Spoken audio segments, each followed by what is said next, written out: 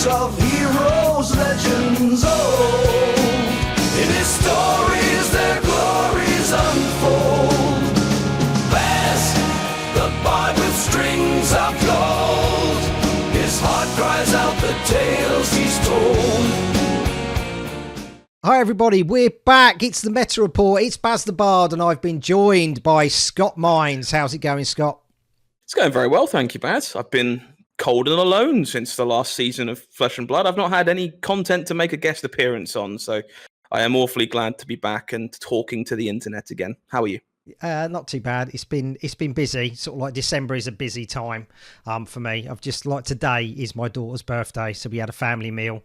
I popped round to a friend's house straight afterwards, and they gave me a sticky toffee rum to try, and I can still taste the sticky toffee in my mouth as we speak. It's very, very nice. So yeah, that sounds delightful. Yeah, it's. I've noticed I've not got the best facial hair on the show anymore, which is somewhat unfortunate.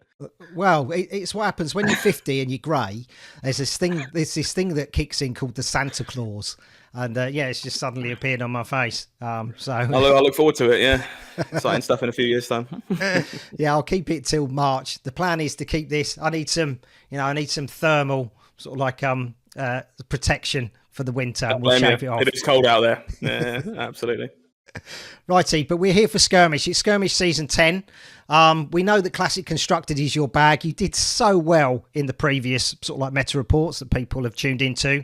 So now we're going to try your hand at Skirmish. How are you feeling? Mm-hmm.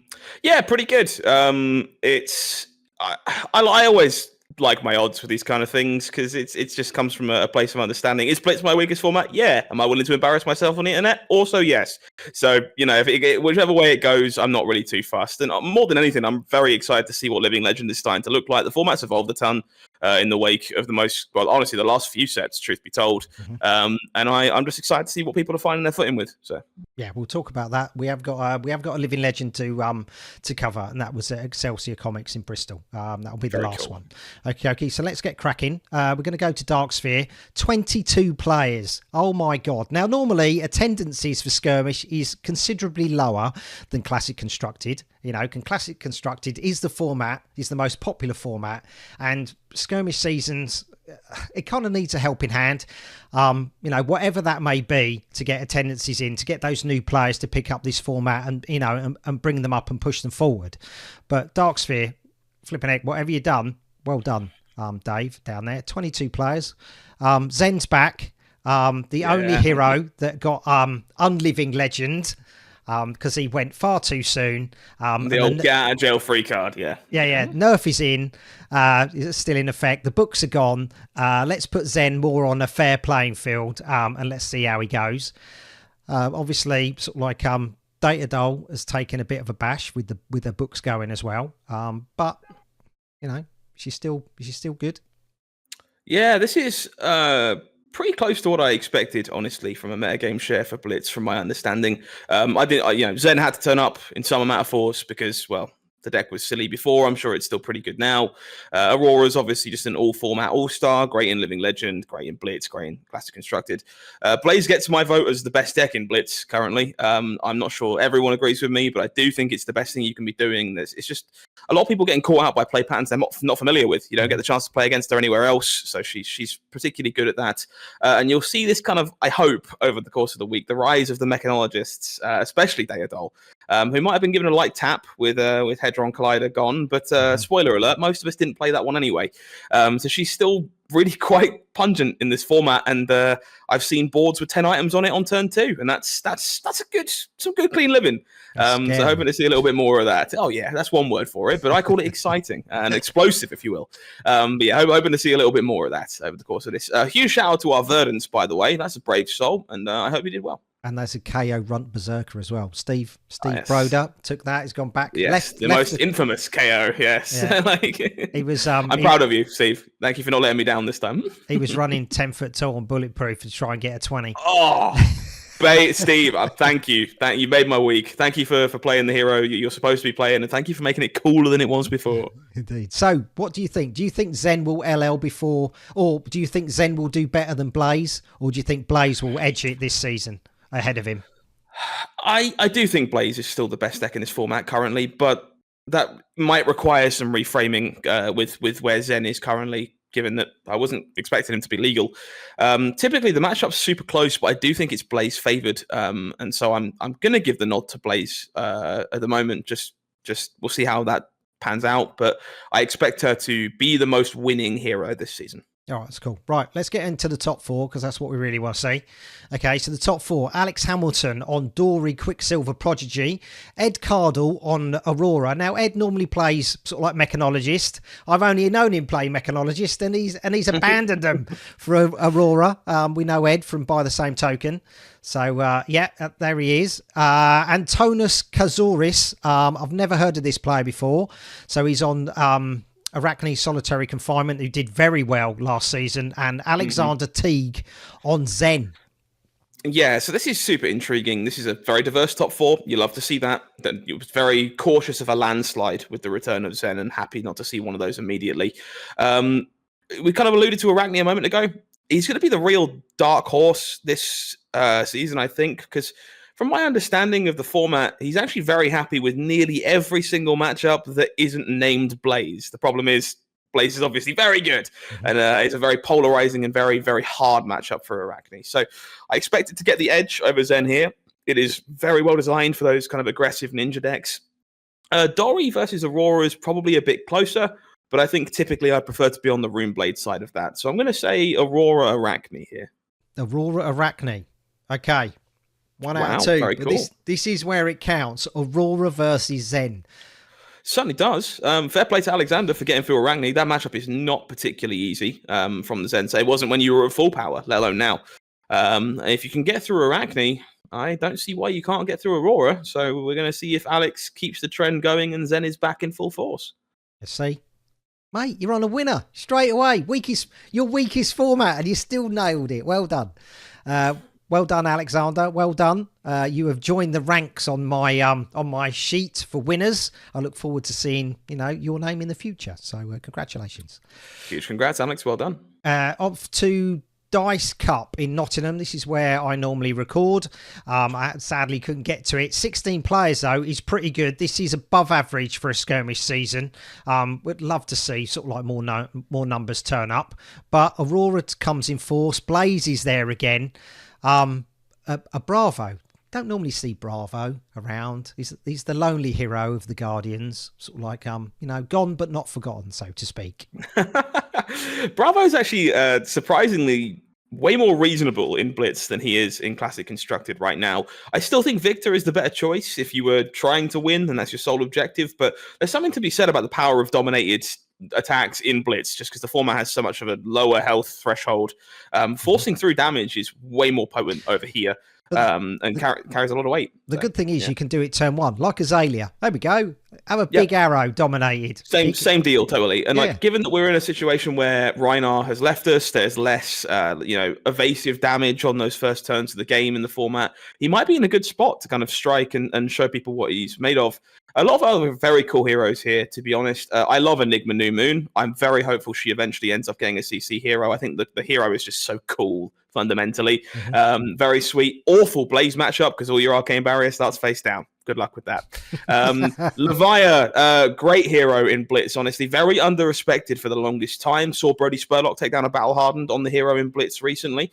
Very underrespected there, and good to see one of them turning up here. And I love to see the Acilio. I've kind of heard whispers about how potent this one can be in the format as well. Not so much on Lightning Greaves, more on a Storm Strider's plan, but Lightning aggro plus taking an extra turn sounds like it could be pretty good. So some pretty exciting stuff here all around.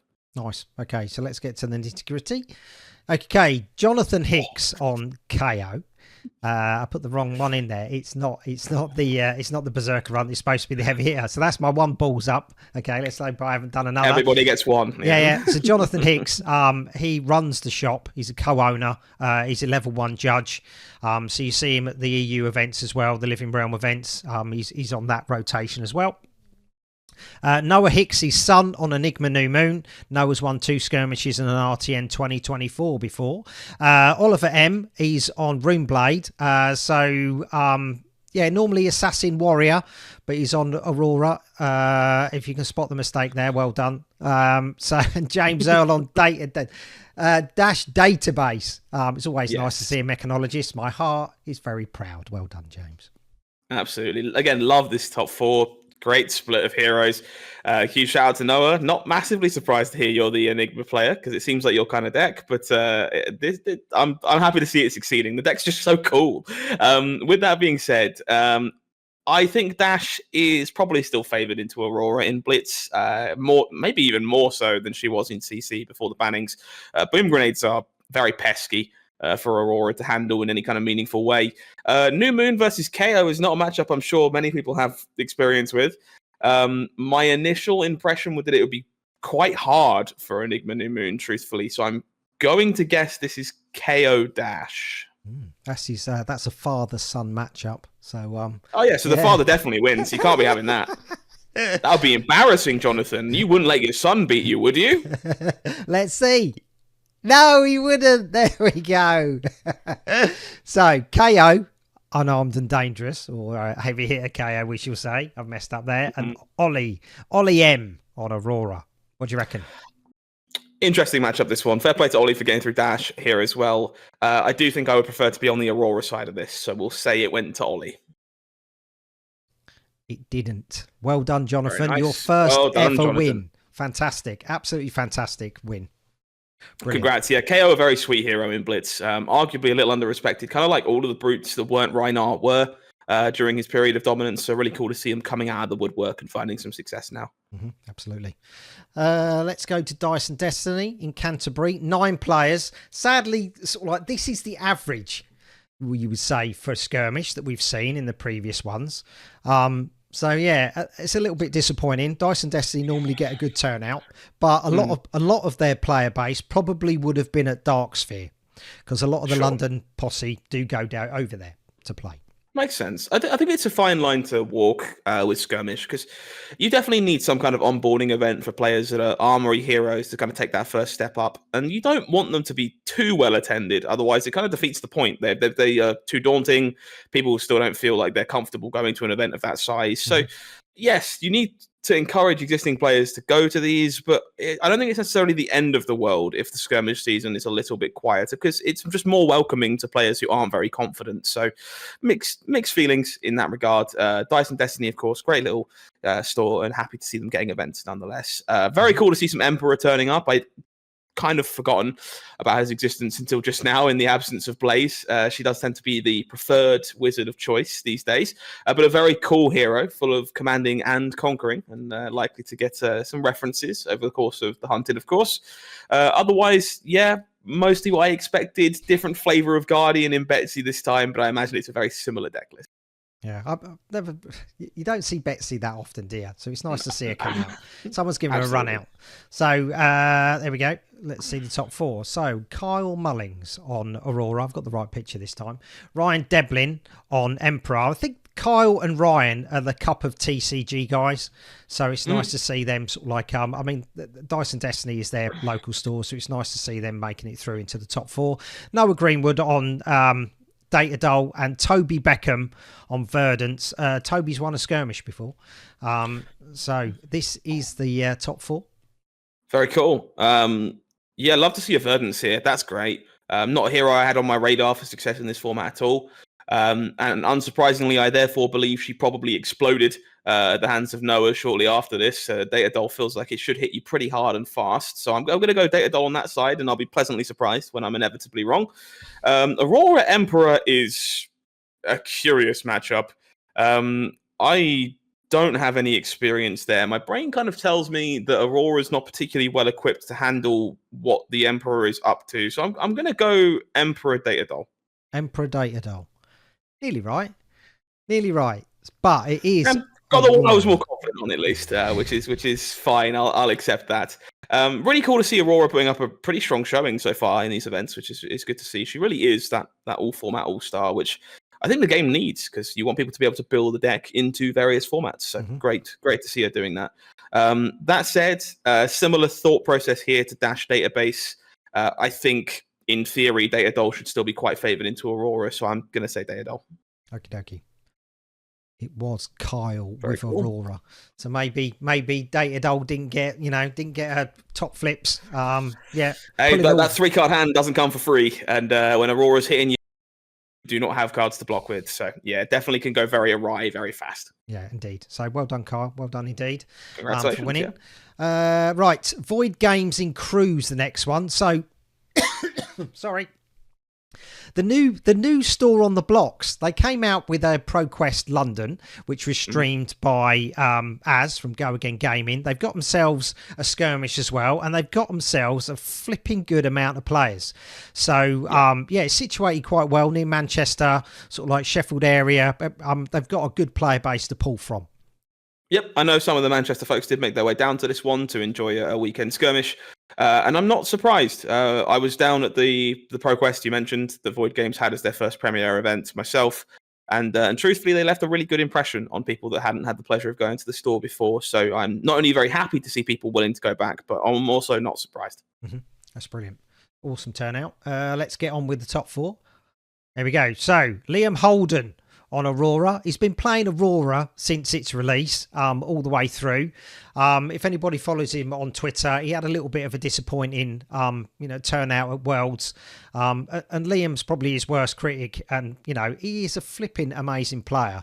No, probably about that. If you've had the pleasure of meeting Liam Holden, he's more on himself than I can be, and I will slate him in public at every possible opportunity. So, and he does need to be nicer to himself, and I know he'll see this eventually. So I don't mind saying that on the internet for all of time. Yeah, he's also known as Big Juice. Big Sauce. Big Sauce is the nickname in question. Yeah, Big Sauce. Infamous name, and one that has stuck with him for all of time. And trust me, I'll make sure that one's going nowhere. Ashkan Rashid Sanity he's gone back to his ninja roots. He's gone back to Benji. Normally we see him Katsu. We saw him ProQuest London. He was playing Aurora, made it into the final for EH Gaming in York, beating Liam Holden in a mirror match, which you can see on the channel. Callum Elcock on Blaze, and Ed Harris on Zen. Liam Holden's accolades didn't do that, which was very, very foolish of me. So calling Liverpool runner-up, 2 ProQuests and a skirmish. There we go, Liam. You deserve all your accolades, mate. As does Ash, who has Nationals tops, calling top 8s. Like Ash, also an incredible player. If you've not had the pleasure of meeting them from the Manchester neck of the woods. That being said, I won't lie to anybody. This event was spoiled for me because there was some friendly rivalry along my my own personal friend group. Ash has been very vocal about the powers of Benji in Blitz for maybe as long as I've been playing Flesh and Blood, and is regularly told he is wrong. We'll go with wrong. And so had a bit of a stick on his back to prove that something could be done. So I took great joy when he managed to lose this semi-finals, and Liam did go into the finals and met Callum there in the Aurora Blaze matchup. Okay, let's do a little catch-up. There we go. Which this one broke in the sense that Liam did manage to take it down with his list of Aurora he's been working on in Blitz. Did. Brilliant. Well done, Liam. There we go. A bit of happiness going into the end of sort of like 2024. It's always nice to finish on a high, to get a win through all your hard work. You wait till the Fanboy 3 skirmish. I won't ruin the surprise. But all Liam wanted was his cold foil terror. Now that he's got it, he's playing a very spicy deck list at Fanboy 3 that you will certainly enjoy seeing on your graphic. Okay. Is he not going to Living Realms? Living Realms is next week. Not sure about LR. I don't know whether it's going to be there. So I know he's borrowing cards. Might be at LR, might be at Fan. Maybe which event it's going to be, but I'm aware of the deck. It's one that I've also been working on a ton, and I'm looking forward to seeing them find success with it. All right, brilliant, fantastic. We look forward to that. So well done, Liam. Fantastic win. Let's go to the South Coast. We've gone to Poole. We've gone to Entoyment Wargaming and Hobby Store. 11 players. Look, Aurora, most represented hero again. Oh, that's a surprise. Wild. It's nice for Olympia to turn up. So that's it is, cool. yeah. Good to see a little bit of terror down here as well. Obviously, the cold foil hero that's available for winning these things. Popped up in the first strike decks. Everyone was kind of hopeful an adult version would turn up, and he did. Except he's got ice and is much more menacing as well.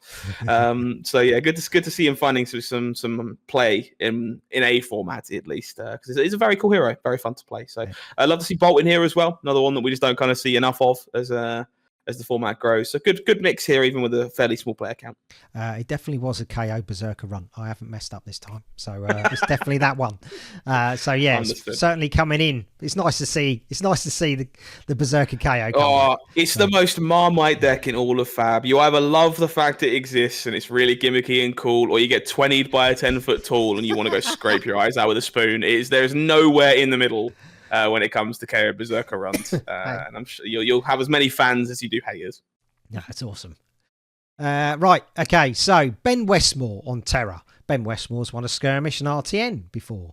Aidan Bates on Enigma. Ed Kennan on Blaze. And he's won a Skirmish before with Blaze Firemind. There we go. So well-versed player on that.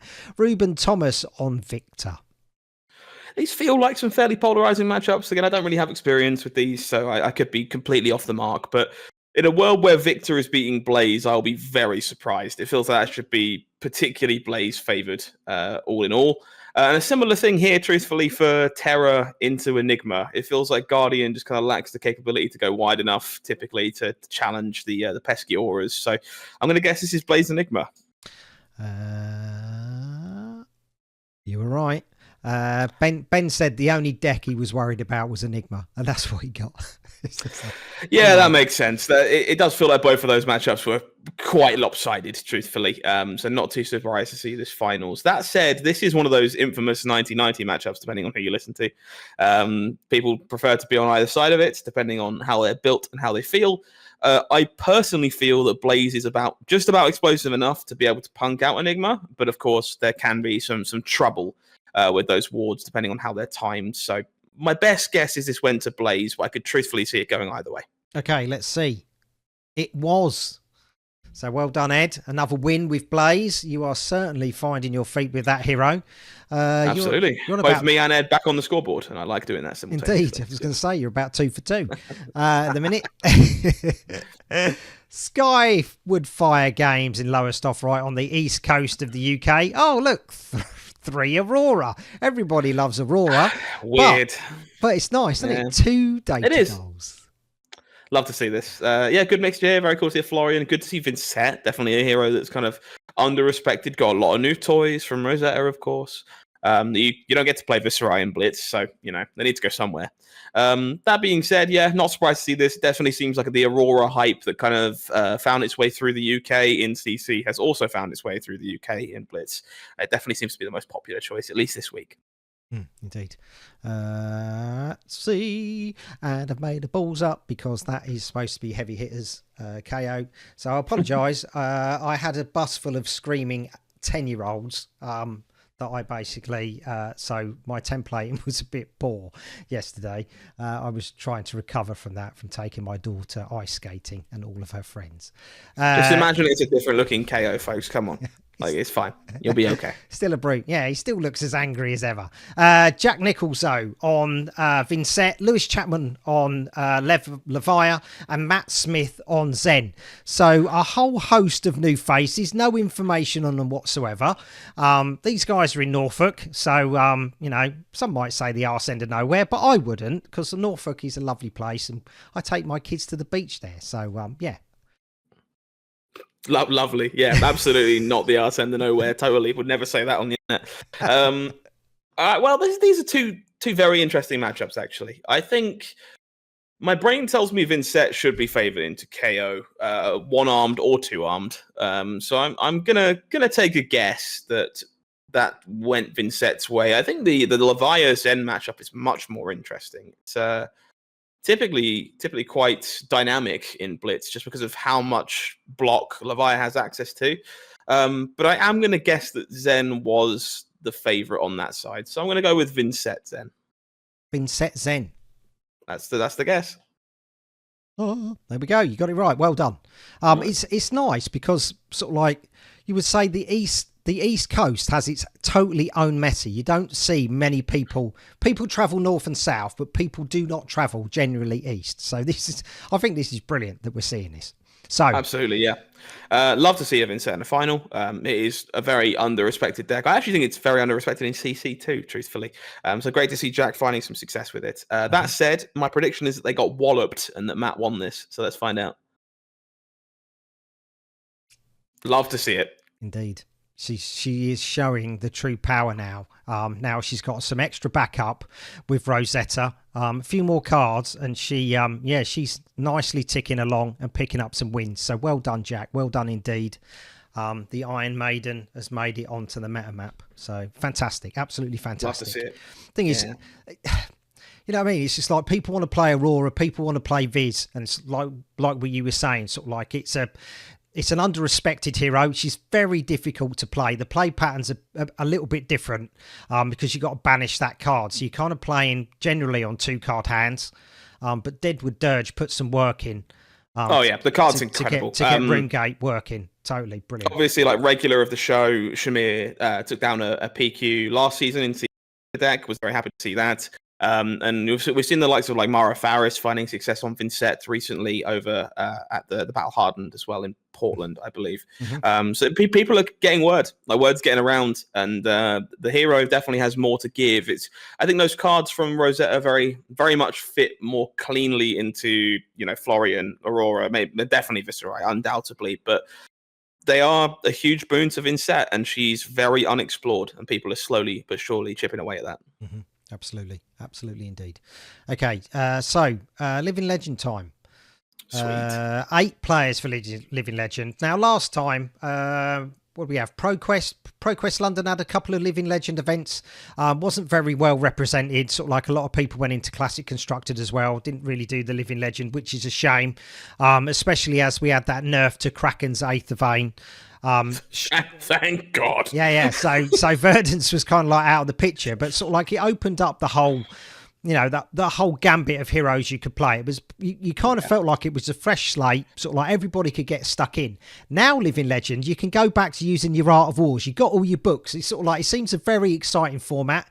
Now, Mark Warren, who supplied the information on this, they had a Living Legend armory on the Thursday before this event. So this event happened on the Saturday, and they had 17 players. So that's how many people turned up at the armory, and it was a fantastic event. Sadly, those players didn't translate into the real event, for the skirmish. But yeah, I mean, sort of like, even Dash sort of like IO getting High Octane back for this format. He's just like, it's exciting times. All of it. Yeah, absolutely exciting times. If you'll humour me, I'll take a second to go to bat for the format, because sure. I was one of the biggest advocates of this format being miserable after the original restricted list was announced. I don't tend to enjoy restricted lists in card games. It just makes it feel more like variants caught up with you than actual skill and thought. But as someone who is a known Icelander lover, and she has never been worse positioned in a format than she is right now in Living Legend, this format is incredible. It's exceptionally diverse. You can do incredibly powerful things. And most importantly, more than ever, so many heroes you're playing in Classic Constructed could be easily scaled up to play in Living Legend and not be making compromises. You're not playing the hero because it's the cards you own. They are actively fantastic choices. Aurora gets Ball Lightning and gains access to Tome shenanigans alongside Arc Lightning and stuff like this. Dash IO, cool, slap some Tomes and your High Octanes back in and you're fine. Zen, you gain access to your Art of Wars, you get 1 Bonds of Ancestry back, and that's it.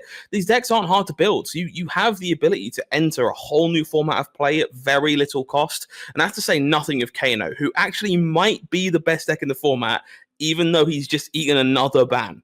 The deck is exceptionally powerful in Living Legend, and if it's the kind of thing you enjoy, you're going to have a blast playing it over here as well. What do you think is stopping people from joining in Living Legend? I think there's a bit of a stigma. The first is cost, I think, and unfamiliarity. A lot of new players who have joined the game since these heroes have left the game just don't know anything about the card pool, would have to relearn a whole chunk of stuff. There's a belief that there's a lot of cards they don't necessarily have that are very expensive, and some of that is true, but some of it isn't. It's a fair argument. But also I think it's just lack of experience. People haven't had the chance to try it. LSS have kind of marketed the format as the format where all the unfair stuff is allowed to happen, and that's a blessing and a curse. People like the idea of doing something very powerful, but that tagline of all the unfair stuff is a bit brutal. Some people aren't interested in unfair. They want fair, solid, back and forth games, and that marketing doesn't lend itself naturally to to those people. And I think a combination of those factors are preventing people from dipping their toes in. But if you take one thing away from this video, first of all, Baz's beard looks great. But secondly, consider trying out Living Legend, even if it's just with your friends. Slap some Ball Lightnings in your Aurora deck. Proxy up something if you don't own the cards for one of the older heroes from yesteryear. You're going to have a great time.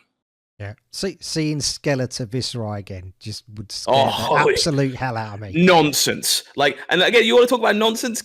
You crown of seeds plus count your blessings is a bit good. Would you believe? It's very easy to use a blue and gain a chunk of life. And the fact that's a thing I can do in this format and it doesn't feel egregious is very telling of the kind of variety that's available in Living Legend. When I spoke to Brian, I mean, the first Living Legend event was at Worlds Barcelona. I mean, at the time, he was worried that it was going to be Starvo top 8. It was a Starvo top 8. And it was. and it was just like, yeah, you knew it was going to be. And he was very adamant that he was going to get this format right. And I think he has worked so hard to get this format ticking over. They all have. And yeah, as soon as... Huge congrats to LSS. I think there's been a lot of work on this. They're very clearly passionate about it. And I expect it to continue getting better. Yeah, absolutely. I mean, you saw it, as soon as Aether Vein made its mark, they were just like, right, we're shutting that down. This is not where we want. Yeah, we want you to play with all your favourite cards. You know what I mean? It shows sort of like Awakening is still limited to one in a deck.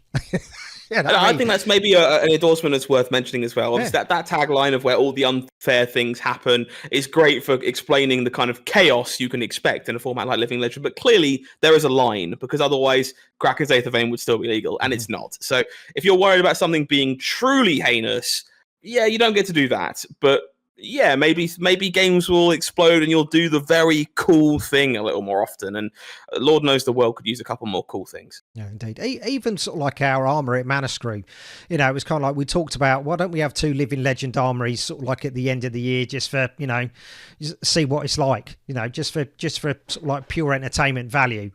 People were, quite receptive to it. Some people weren't, but it was just like, we don't normally play it. Why not? I just think there's a lot of people who want to play their loves of yesteryear as well. There's just a lot of people on Dromeyes and stuff that they just miss playing their hero, and they're going to turn up and have a good time. They're not going to care if they win. In fact, they'll actively expect not to, myself included. But you do miss a hero that you've gelled with, and having a chance to play them in a format is a truly lovely feeling. Yeah, you say that. Mehmet, just straight away. OG Prism, here we go. It was just like, straight away. Done. Straight back, exactly. Yeah. Exactly. Okay, so getting back to Excelsior, 8 players, sort of like, this is the first Living Legend sort of like of the season. Let's see sort of like how it shakes down. Ewan Hill on Aurora. So new Rune Blade out the block, and he's mixing it up in Living Legend. James Adams on Viscerai. 1-2 ProQuest. So well done, James. Used to be at Mana Screw. He's gone to Bristol. We do miss you, mate. Do miss you indeed. Jason Kelly on Zen, and Steve Andrews on Briar. So lots of Rune Blade floating around on this one. For sure. Yeah, unsurprisingly a good hero in the format. Two interesting facts here, I guess. For anyone who doesn't play Living Legend, you might not be aware, Briar's errata is still in effect. She is the version you played last in CC. She doesn't go all the way back to the first version that we had. Also, a cool little factoid from the Team Cup at Worlds this year. For those that weren't aware, they did play Living Legend for some portion of the Team Cup on the Thursday. And Aurora was the only hero that appeared on every single team. They were not allowed to play the same deck. They had to mix it up, and all 3 players played something different. That led to some very cool lineups, including both Prisms sometimes. But every single team had an Aurora. So if you were worried she's actually not that good in the format, no, she's a real contender, and Ball Lightning is a heck of a card. With that being said, this is a really up in the air. It's a very cool top 4. Yeah, let's just stop at the minute, because I've got a disclaimer to do. This is in no particular order, because they basically had, it was only sort of like 8 players, so they basically had this was after the 3rd round. So this is after round 3. I see. So there is actually, these players all played each other in the rounds. Okay, so we'll skip through this bit, because otherwise that's unfair for you. But we'll get into what would be essentially the final. Okay, so these are the 2 top players who faced off on round 3. All right. Okay, so Viscerai, I would say Skeletor, because you wouldn't leave home without it. It's a baller of a card. It's just fucking crazy.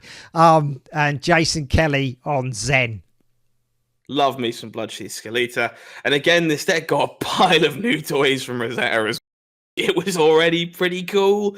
It got better. There is one defining factor that is going to make me guess that this went the way of Zen, and I'm going to assume that James was playing big Runechant Skeleta nonsense, and that tends to get shut down pretty nastily by a Zen state token. And you can make one of those with the chess piece, and it just would suck up all those Runechants and prevent them for free, which could be really problematic for Viserai. So on that interaction alone, my best guess is that this went to Zen. Okay, right. It didn't. Very cool. Maybe he popped it at the wrong time. Yeah, because, I mean, Viserai could literally just go, if you've got the Zen token out, I just won't attack you. I'll just build up Runechants for 2 turns and see what happens. It's also super possible James is like, a more aggressive list that isn't trying to stack Runechants, and it's just using Skeleta to pay for Sonata Arcanix. And that matchup is, of course, going to be much closer and much more all guns blazing. So that one could have gone either way. Oh, just move the cat. Ugh, there we go. Sorry about that. Before we had a camera accident, it's just like, great. That's part of the show. But yeah, no, congratulations, James. Love to see Big Purple, as I lovingly refer to him, have finding success in Living Legend again. Mostly because it gives me hope that Iyslander might be good. So keep winning things. Thank you. Well done, James. Well done indeed. Righty, by the magic of me sort of like going back, rewinding time, and us putting this back in. This didn't happen. You saw nothing.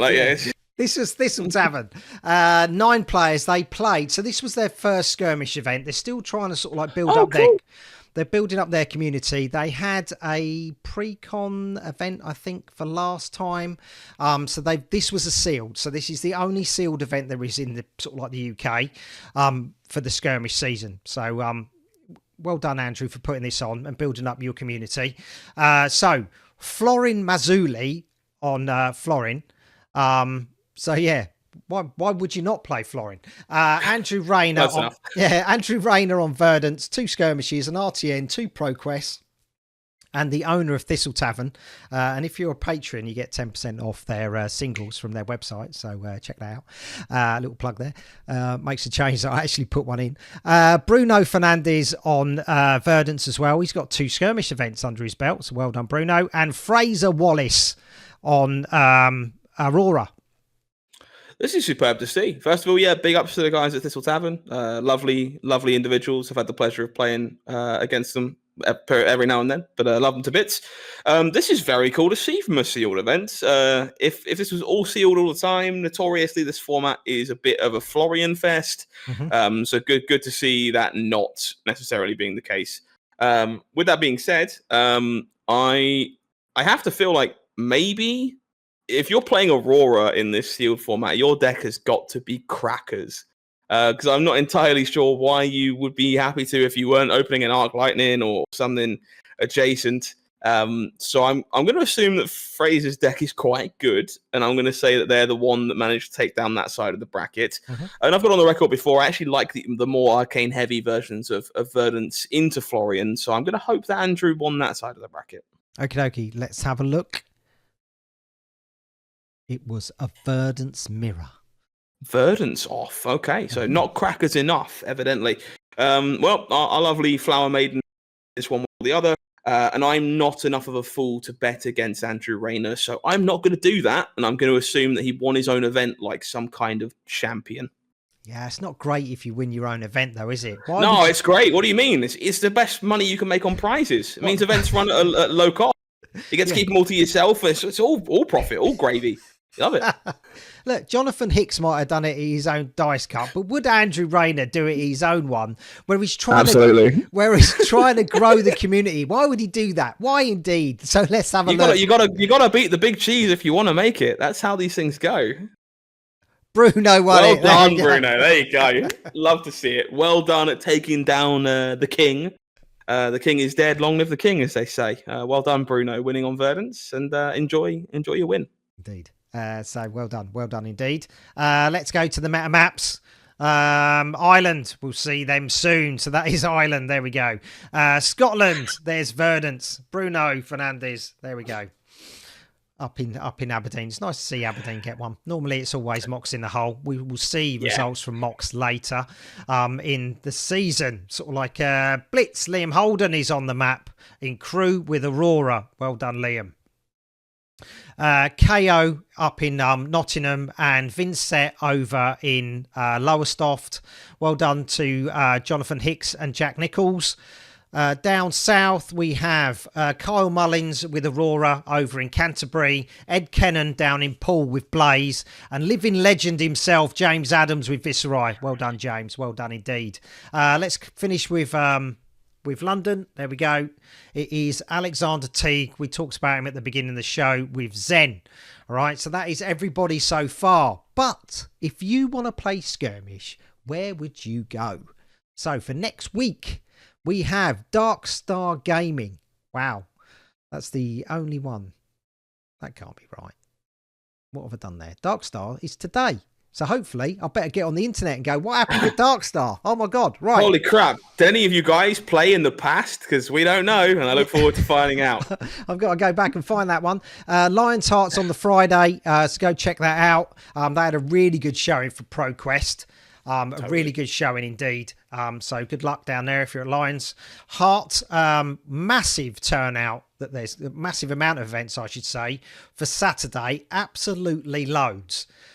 So pick your flavour. Erica will be reporting on Dragon's Lair in Stockholm. I'm sure she will be attending because that is her local store.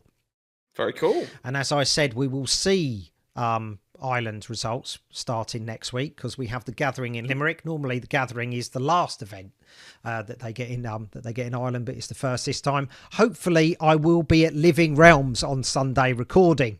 So if you want to be on stream, give me a tap, and if you're doing well, we'll get you on, and everybody can catch up on those games later on in the week. So plenty of games. This is the busiest weekend. I suppose basically people wanted to get their events on, before Christmas hits in full force. Yeah, it totally makes sense that it's a middle heavy one this time around heading in. Really cool to see this many events going on, and I am awfully sad to not be able to make it to any of them. So go out there and win your cold foil terrors and then laugh at my inconvenience. It's the best thing you could possibly do. Okay, but what else have you got to look forward to? It is Road to Nationals. This is all the dates I have so far. Oh my God, there's so many of them. A special shout out to Beachhead. Marcus Archer sent me this through. So Beachhead Expo has got a ProQuest Plus on the 8th of February, and you might as well stay for the weekend because they've got the RTN on the Sunday. I think they said Expo tickets. I think someone checked it out, said it was about £15 entry. So it is behind a door, but essentially you're going to get 2 days of gaming, and more importantly, another chance maybe to win a PTI, because it's only round the corner, isn't it? And you haven't got to travel far. It's in London, so well worth going along and trying to get yourself a win there. Any dates that are sticking out? Any dates in your calendar already? Yeah, we're a bit sad actually. I found out about the ProQuest about a week ago maybe, and unfortunately it's on the same day as the National, the one that I will definitely be at, as I promise I'll always go up and make my way up that way. Mm-hmm. Beyond that, a couple of cool ones. Obviously, I'm a little more biased than the North. Good to see Thistle Tavern getting another one there again. But there's some all-stars here. Mox in the Hole, Patriot Games. These are heavy hitters. EH Gaming, Dark Sphere. These are names we recognise from every meta report at this time. So good to see them getting the events they deserve. Small shout out, I guess, to Spellbound Games. Again, another one that I'm slowly becoming a fan of, just because they're clearly very passionate about all things Flesh and Blood. So again, ecstatic to see them getting supported. Yeah, there's a new one in town for Ireland. Serious Business in Sligo. Sligo? Ooh. I don't know how you say it. Sligo will say. So it'll be interesting to see there. I hopefully will be at Dice Cup recording. Jonathan, is that all right if I attend? Brilliant, thank you. Let me know. Cheers. Yeah. Living Realms in Castleford I hope to get to for a double header, and obviously Mana Screw. So yeah, look out for all those and that coverage to come. One final thing, I haven't fucked this up, I know that. Scott, thank you very much. You're welcome. I'm happy to be here always. Thank you to everybody else. Mark Warren, David from Darksphere, Kyle from Cup of TCG, Liam Holden, Jonathan Hicks, Adam Hale and Ben Westmore. As always, I cannot do this. This is more of a community show. I'm just sort of like a spokesperson, really, that gathers, that puts all the results all in one place. Patrons, thank you so much. If you want to become a Patreon, hit the link. You get 10% off of Thistle Tavern singles for Flesh and Blood, and you get 10% off by the same token, Flesh and Blood tokens. So well worth checking those out. And if you're into grading, every quarter, essentially, you will get a discount code, and that is equal to the amount that you have paid into my Patreon. So most of the time it's going to be £5, so you'll get a £15 discount, sort of like every quarter. There is another level which is $7.50, so you'll end up with $22.50. So if you're into grading, well worth checking that out and supporting me. There will be new dice being made because I am going to Prague for Worlds. So there will be the Worlds. Sorry, no one told me Worlds was in Prague. Yeah, Dude, Worlds premiere maybe. Worlds yeah, premiere. There we go. Worlds premiere. I didn't do Worlds premiere. Yeah. He's having a day, folks. He's having a day. And if you also think Baz is overworking and underselling himself, do me a sign up to his Patreon. Otherwise, how are we going to afford the medication he so clearly needs? But no. You can ask Alan. Yeah. Don't ask Alan. He won't enjoy that conversation. Thanks as always, folks, for watching. It's always super appreciated. And let us know what you think about, well, mostly Baz down in the comment section below. But until next time, I'm sure I've been Howling Minds, and that's been Baz the Bard. And we'll see you again for more things Flesh and Blood very, very soon. Take care. Have a good one. Toodaloo.